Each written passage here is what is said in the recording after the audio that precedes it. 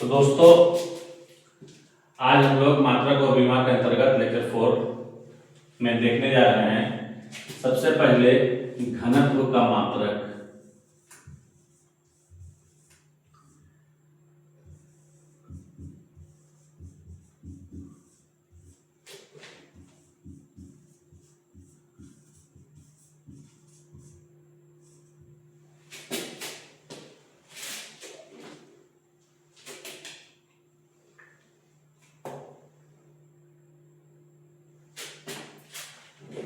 तो घनत्व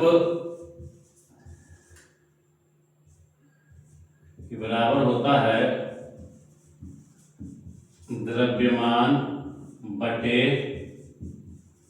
आयतन। द्रव्यमान बटे आयतन। तो द्रव्यमान का मात्रक तो हम लोग केजी पढ़े हैं और आयतन होता है लंबाई गुने चौड़ाई गुने ऊंचाई। तो इसका मात्रक हम लोगों ने मीटर क्यूब पढ़ा है। तो ये हो गया है केजी और मीटर पर पावर -3 हो गया। घनत्व को हम लोग रो से सूचित करते हैं। रो इसको पढ़ते हैं रो पढ़ते हैं इसको। रो का सिंबल है वो। अब केजी मीटर -3। अगर इसका विमा निकालने के लिए कहेगा तो ये m और मीटर का l पर पावर -3। एक साथ चल रहे करके मात्रक और विमा को। घनत्व के बाद हमारे पास आता है एक दाब।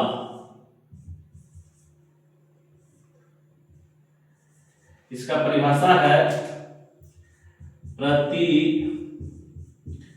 एकांक क्षेत्रफल पर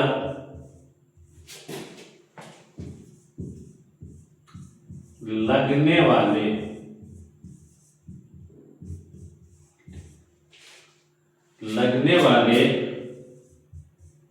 बल को दाब कहा जाता है। तो दाब बराबर हो गया बल बटे क्षेत्रफल। बल बटे क्षेत्रफल। तो बल का मात्रक हम लोग न्यूटन देखे थे और क्षेत्रफल का मात्रक मीटर स्क्वायर देखे थे। तो ये क्या हो गया? ये हो गया न्यूटन मीटर पर पावर -2। न्यूटन प्रति मीटर स्क्वायर या न्यूटन मीटर पर पावर -2। बहुत आसान। अब अगर हमको इसका विमा निकालने के लिए कहे तो विमा निकालना बहुत आसान है।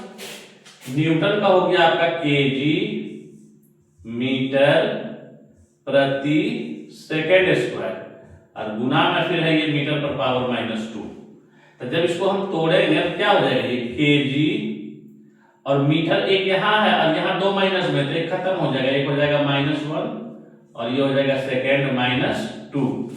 तो अब इसका बीमा जो हमको निकालना होगा तो केजी का बीमा m हो गया, मीटर माइनस है यानी l -1 हो गया और सेकेंड -2 है मतलब t -2 हो गया है। तो ये हो गया है इसका बीमा। दाब का बीमा। दाब का बीमा। अब देखिए यहां पर ये जो न्यूटन प्रति मीटर स्क्वायर है इसको हम लोग पास्कल भी कहते हैं। इसे पास्कल भी कहा जाता है। इसका मतलब क्या हुआ कि दाब का एक मात्रक पास्कल भी हुआ है। पास्कल किसे सूचित किया जाता है? ठीक है, बहुत आसान है। दाब प्रति एकांक क्षेत्रफल पर लगने वाले बल को दाब कहते हैं।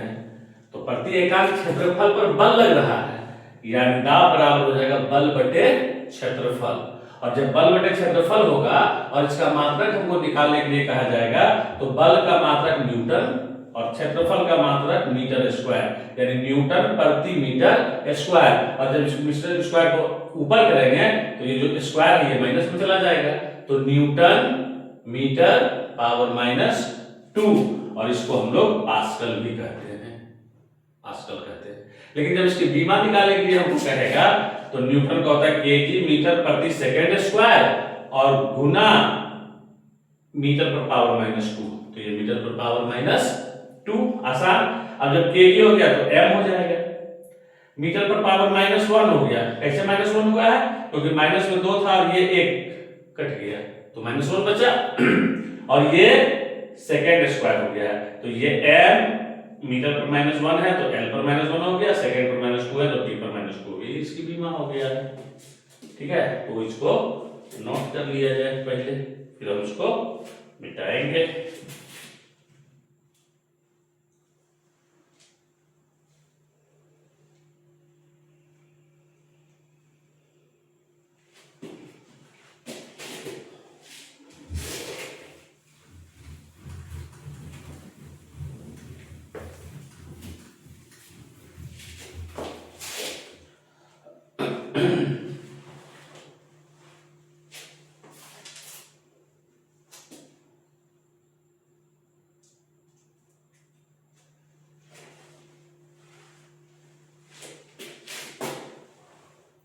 अच्छा, इसमें देख लेते हैं वायुमंडलीय या गैसीय दाब। गैसीय दाब का मात्रक एक मात्रक एटमॉस्फेयर होता है, एटमॉस्फेयर होता है। ठीक है, अब थोड़ा सा हम लोग देख लेते हैं ताप के मात्रक। ताप के मात्रक सेल्सियस,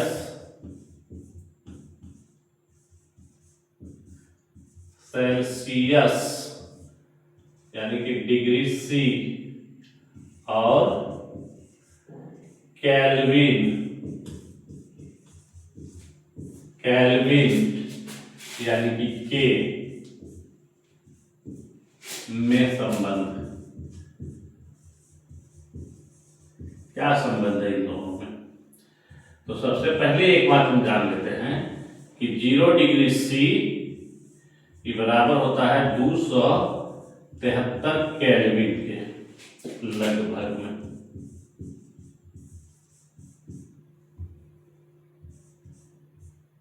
लगभग में 273 केल्विन। अब अगर हमको केल्विन को सेल्सियस में बदलना है, अब हमको केल्विन को सेल्सियस में बदलना है, तब हम क्या करेंगे?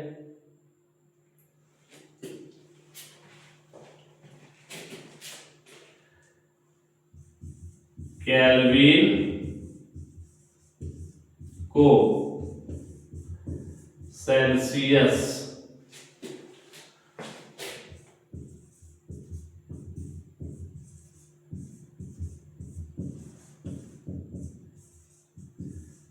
बदलना।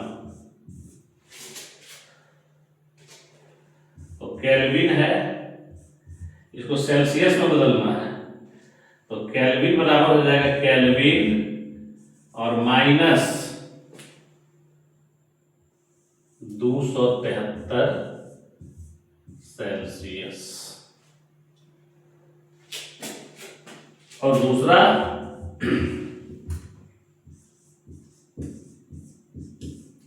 सेल्सियस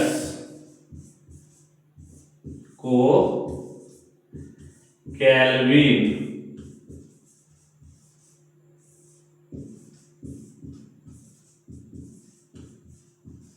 बदलना। तो सेल्सियस बराबर हो जाएगा सेल्सियस प्लस 273, ये फॉर्मूला हो गया है, सेल्सियस प्लस 273। अब हम इस पर एक दो न्यूमेरिकल बना करके देख लेते हैं, वहां से बात हमको क्लियर हो जाएगी। और एक दो को हम जो है सो न्यूमेरिकल बना करके देख लेते हैं।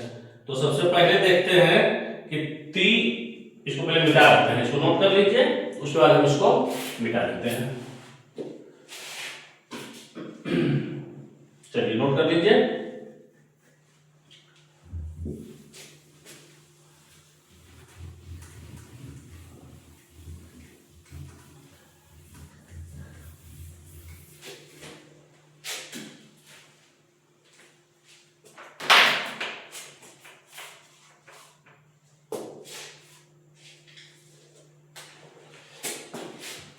फर्स्ट क्वेश्चन है 300 केल्विन को सेल्सियस में बदलें।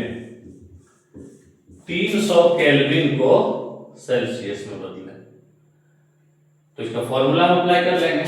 K is equal to K minus 273 Celsius. तो K आपको केल्विन कितना दिया हुआ है 300, तो 300 लिखेंगे यहां पर K is equal to K का मान कितना 300 माइनस 273 C, तो 300 केल्विन बराबर हो गया, ये घटेगा इसमें कितना हो जाएगा 27 डिग्री C, 27 डिग्री C, तो ये बदल गया है ना। तो केल्विन को सेल्सियस में बदल दिए हैं। लेकिन अब अगर हमको कहेगा कि सेल्सियस को केल्विन में बदलें, सेल्सियस को केल्विन में बदलें, तो क्वेश्चन है 25 डिग्री C को 25 डिग्री C को केल्विन में बदलें, केल्विन में बदलें, तो फॉर्मूला अप्लाई कर लेंगे। सेल्सियस बराबर हो जाता है सेल्सियस प्लस 273, तो सेल्सियस मेरे पास में 25 है, 25 डिग्री C, ये हो जाएगा 25 प्लस 273 केल्विन, तो 25 degree C is equal to हो गया है 5 3 8 7 2 9 298 केल्विन मेरा आंसर। तो इस तरह से हम केल्विन को सेल्सियस में और सेल्सियस को केल्विन में बदल सकते हैं। ठीक है, अब मेरे पास एक इसमें हम देख रहे थे कि प्रकाश वर्ष है, प्रकाश वर्ष, तो प्रकाश वर्ष जो है ये दूरी का मात्रक है, दूरी का मात्रक। दो तारों के बीच की दूरी इतनी है कि उसको हम किलोमीटर वगैरह में नहीं माप सकते हैं, तो उसके लिए प्रकाश वर्ष दिया गया है, उसको हम प्रकाश वर्ष में मापते हैं। ठीक है, इसको हम प्रकाश वर्ष में मापते हैं। तो यहीं पर हमारा ये चैप्टर क्लोज होता है। नेक्स्ट वीडियो हमारा आएगा मोशन का, यानी गति का। मिलते हैं अगले क्लास में, तब तक के लिए नमस्कार।